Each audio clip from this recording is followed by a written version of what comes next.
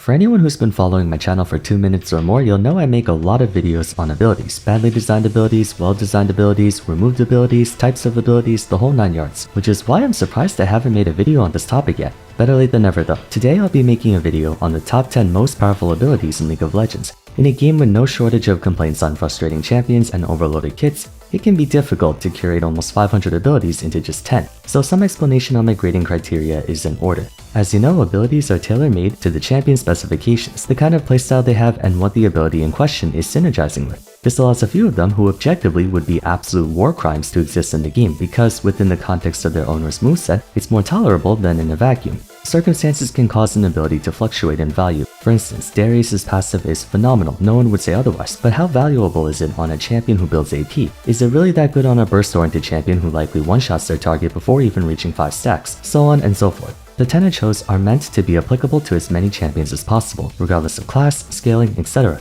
Also, it won't consider the ability slot or internal interactions, just the ability itself, kind of like an ultimate spellbook. Finally, the list is not ordered, meaning it's not 10 to first place, it's just 10 overall. Without further ado, let's get started.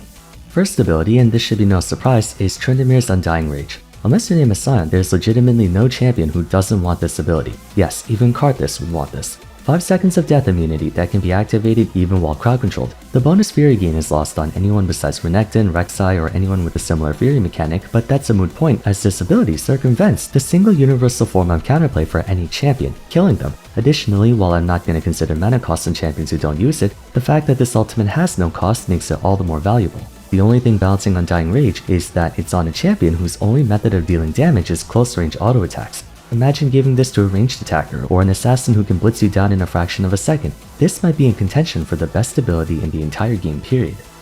Number 2 will be Nasus' Wither. This might be a head scratcher as some may consider other abilities far more impactful, so allow me to explain my reasoning. Debuffs tend to be inversely proportional to their effects. Typically, the more severe the effect of the debuff is, the shorter it lasts. For example, stuns are typically 1 second, but roots are 2 seconds. This doesn't apply to Wither. On top of having a 95% slow and a 71% cripple, it lasts a whopping 5 seconds, the longest duration on any debuff I believe. It's point and click with a cast range of 700, letting him easily tag even the likes of Jinx, Twitch, Trist, and Caitlyn. I consider Nasus W one of the 10 strongest abilities on account of it being so effective that on many occasions it's just as if not more powerful than hard crowd control. A common defense against Wither is that anyone with a dash can circumvent the slow, but unless you have a global teleport, few dashes, if any, can get you far enough away from Nasus to where he can't simply just chase after you. At a cap of 95%, it's almost the same as being rooted, and with the cripple of 71%, anyone who relies on auto attacks may as well be stunned. Moreover, Wither is kept in check by Nasus being an immobile juggernaut. Imagine giving Wither to a fast champion who can gap close on you. You're basically screwed. Though Season 14 reduced the accessibility of ability haste, with sufficient cooldown reduction, you can refresh Wither shortly after it expires, perma-slowing anyone you used it against. It's funny how one of, if not the strongest debuff in the game, isn't even hard crowd control. Number 3 will be Zed's Living Shadow, another candidate for the single best ability in the game. Living Shadow wears a ton of hats, each one as valuable as the next. For starters, it's a free target blink that travels a far distance and you can decide when you want to swap places or not at all. Then it mimics the same abilities cast by the user. The extent of Living Shadow's pressure is restrained by Zed only having Razor Shuriken and Shadow Slash, mild attacks in the grand scheme of things. But if this was attached to another champion, it can give them so many things. With Living Shadow, everyone has mobility. With Living Shadow, everyone has poke. With Living Shadow, everyone has a neutral game. With Living Shadow, everyone has double their DPS effectively, assuming they have applicable abilities. This attack would be ridiculous on poke mages like Xerath, who now has an escape option and semi-global attack range on his Q and W. I know what you're thinking, the Shadow doesn't echo auto attacks and point and click abilities, so AD carries may not want it. Not true, if they have a skill shot or casting ability, that still works. Vayne can toss out a Shadow and blink to it for a better condemn angle. Caitlyn can send out her Shadow to extend her trap cast range, and don't forget, it is still a blink. Garen mains would sell their soul to have Living Shadow. Imagine Ahri with Living Shadow, she throws out 2 orbs, 2 charms, 2 rounds of Foxfire. Imagine Rumble with Living Shadow, he has 2 flamethrowers, 2 electro harpoons, the list goes on and on. Zed's W could effectively take away all the weaknesses of some champions. Speaking of double casting, number 4 is Seraphim's passive. Stage presence is better than Living Shadow in some cases and worse than others. Virtually every champion would love the ability to double cast one of their skills, especially those with the stacking effect. For example, Yasuo, Yana, Vladimir, Cassante, double casting Q instantly primes their third one, Syndra double casting Q for 2 spheres, Rengar double casting Q for even more burst damage, Vel'Koz double casting any of his abilities for faster deconstruction. Granted, this can be counterproductive for abilities that come with a recast, like LeBlanc's Distortion, Camille's Precision Protocol, or Pantheon's Aegis Assault, but again, this is a theory crafting video, not a practical one. Regardless, you get the idea. Another benefit that accompanies stage presence is the empowered auto attack you get. By casting abilities, you gain bonus attack range and magic damage on your next auto attack. So, if you were to imagine giving this to a melee champion, they can start poking you in lane. It really boils down to which one you value more. Some champions want the mobility and extended range of Living Shadow, while others want to be able to double cast point-and-click spells, which you can't do with Living Shadow. I think more people would take ZW, but you really can't go wrong with either.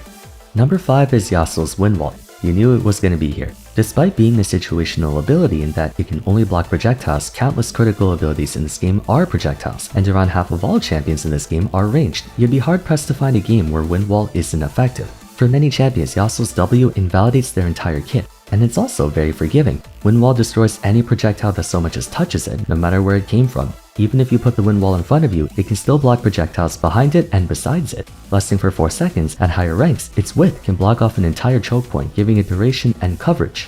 Obviously, Wind Wall loses all effectiveness against exclusively melee champions, so if you're fighting a Renekton or Trundle, this will be of no help to you. But unless the entire enemy team consists of only melee champions and no projectiles, you can and will find use for Wind Wall. This ability is the single biggest reason why Yasuo is so frustrating to fight for a lot of champions. His dashes, double crit chance, shield from walking, none of those would be anywhere near as annoying if not for Wind Wall. It's no surprise that when you ask anyone about overpowered abilities, this often shows up. I can't think of any other ability that can potentially neutralize an entire champion. Jax's Counter-Strike is annoying for auto attackers, but if they have damaging abilities, they can use those. Fiora's Riposte is a big middle finger against predictable crowd control or key attacks, but you can usually play around it.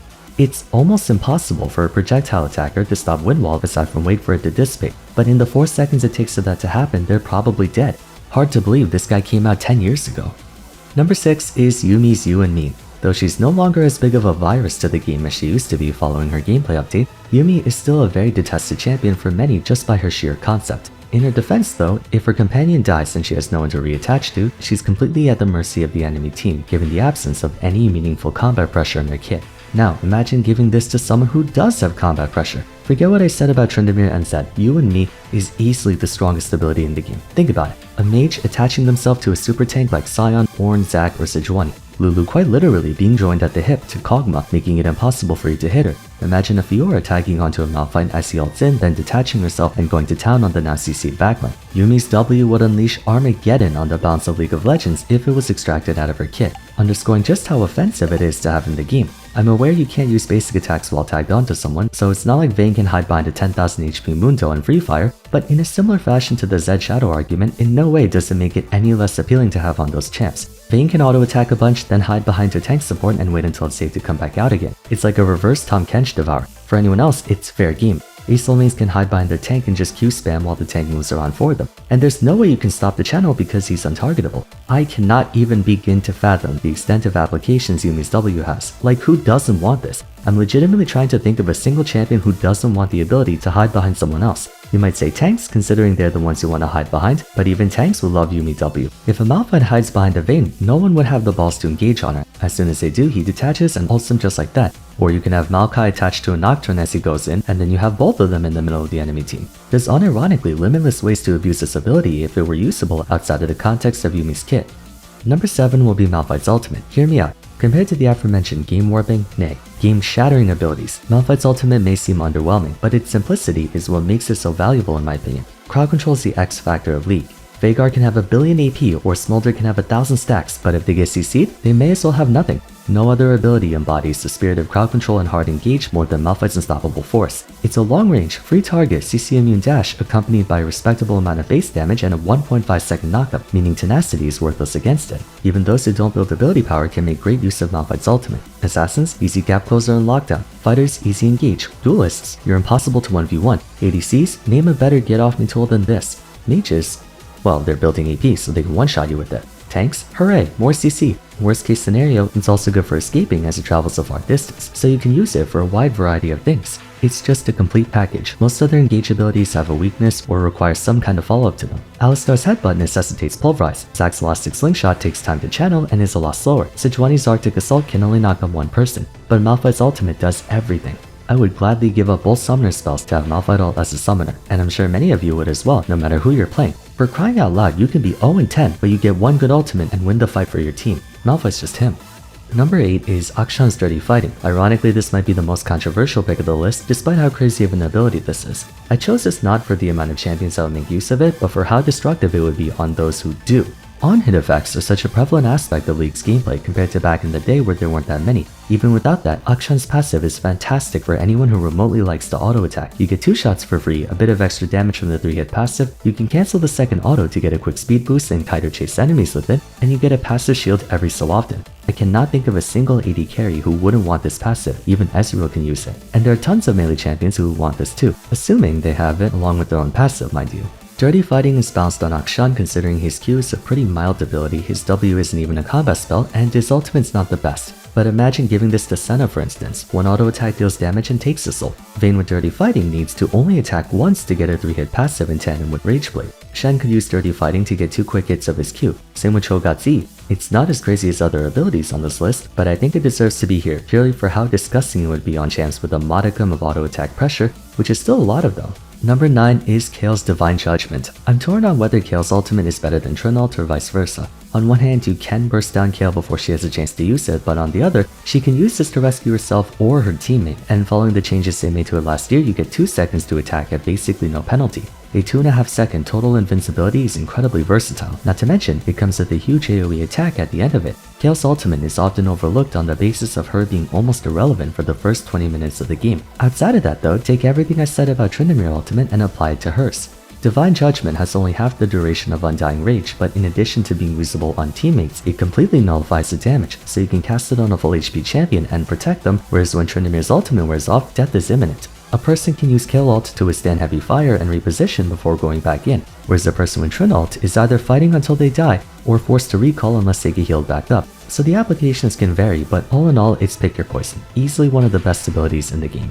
Final ability is going to be Yone's Soul Unbound. This is biased, and I'm expecting many to argue why Soulbound over Deathmark in light of them having very similar functions. I didn't want to include Zed twice, even though I'm fully aware Deathmark is better than Soul Unbound point for point. At the same time, Deathmark has a long cooldown and can only really be used once per fight. Soul Unbound, however, can be used more frequently, having a cooldown of only 10 seconds at rank 5. Additionally, you get 5 seconds to do whatever you want instead of just 3, and you get ramping speed over the duration, whereas unless you have a secondary dash with Deathmark, it's a lot harder to chase them down. I'll concede that Soul Unbound's usefulness is not as pronounced on champions without a ton of DPS, so tanks and supports would much rather have something else. At the same time, it's just a really good ability, especially on someone with more guaranteed pressure. Many champions in this game have strong engage but no disengage, so once they go in, they're committing to it. Imagine Jax jumping in, stunning you, getting a few autos in, then dashing right back out. Not even just the mobility, Soul Unbound effectively increases your total damage by 35%, which can drastically amplify the pressure of burst-oriented champions. Think of all the times your opponent escaped with 1 HP.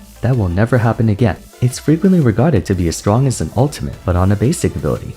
I know there are plenty of other options I could have picked for this video. Zillion Ultimate, Taric Ultimate, Camille Q, Fizzy, Garen Ult, Gwen W, Kane, stuff like that, but I feel good about these 10. Maybe I might swap out Yone for Garen Ultimate. I swear to god, that ability has to be against the Geneva Convention. But anyways, feel free to share your own list of 10 strongest abilities in the comments down below. For now, if you enjoyed the video, it would be great if you could leave a like and subscribe. Don't forget to follow me on Twitter at Vars, join my Discord server, and check out my other top 10 videos if you haven't yet. But till next time, thanks so much for watching, and I look forward to seeing you again soon. Take care.